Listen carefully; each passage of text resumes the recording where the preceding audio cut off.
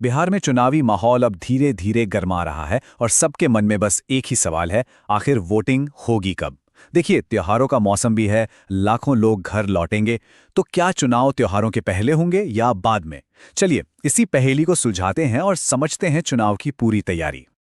तो सबसे बड़ा सवाल जिसका जवाब हर कोई जानना चाहता है वो यही है कि भाई चुनाव होंगे कब।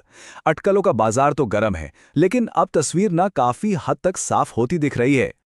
तो इसका जवाब ऐसा लगता है कि नवंबर के महीने में छिपा है। जो खबरें आ रही हैं उनके मुताबिक संभावना यही है कि वोटिंग 2 से 10 नवंबर के बीच होगी और नतीजे भी 15 नवंबर से पहले पहले आ जाएंगे। यानी बिहार की अगली सरकार की तस्वीर नवंबर में ही साफ हो जाएगी।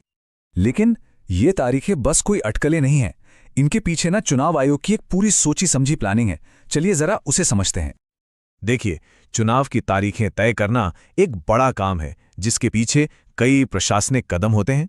तो आइए इस पूरी प्रक्रिया पर एक नजर डालते हैं। देखिए, ये पूरी प्रक्रिया ना 3 बहुत ही अहम पड़ावों से होकर गुजरती है। सबसे पहले फाइनल वोटर लिस्ट का छपना, जिससे ये तय होता है कि कौन कौन वोट दे पाएगा। फिर चुनाव आयोग का राज्य का दौरा, जहां वो तैयारियों का जायजा लेते हैं। और आखिर में इन सब के बाद होती है चुनाव की ऑफिशियल घोषणा। और इस पूरी प्रोसेस का जो पहला बड़ा दिन है वो है 30 सितंबर। इसी दिन फाइनल वोटर लिस्ट जारी होगी, जो ये तय करेगी कि इस चुनावी महासमर में कौन कौन हिस्सा ले सकेगा। अच्छा, जैसे ही वोटर लिस्ट फाइनल होगी उसके ठीक बाद लगभग 7 अक्टूबर के आसपास हो सकता है कि चुनाव की तारीखों का ऐलान भी हो जाए। और जिस दिन ये ऐलान होगा उसी दिन से पूरे राज्य में आदर्श आचार संहिता भी लागू हो जाएगी। लेकिन रुकिए, कहानी में एक और दिलचस्प मोड़ है। चुनाव की तारीखें सिर्फ इन प्रशासनिक तैयारियों से ही तय नहीं होती, इन पर बिहार के त्योहारों का भी बहुत बड़ा असर है। देखिए, अक्टूबर नवंबर का महीना होता है त्योहारों का, दशहरा, दिवाली और सबसे बड़ा छठ। तो चुनाव आयोग इस बात का पूरा ख्याल रख रहा है कि चुनाव की वजह से त्योहारों में कोई खलल ना पड़े। इसीलिए वोटिंग के लिए नवंबर की शुरुआत का वक्त चुना जा रहा है। ठीक है, ये तो हुई चुनाव आयोग की बात। पर जो पार्टियां चुनाव लड़ रही हैं वो क्या सोचती हैं? तो मजे की बात यह है कि राज्य की ज्यादातर पार्टियां भी यही चाहती हैं कि चुनाव छठ पूजा के ठीक बाद ही हों।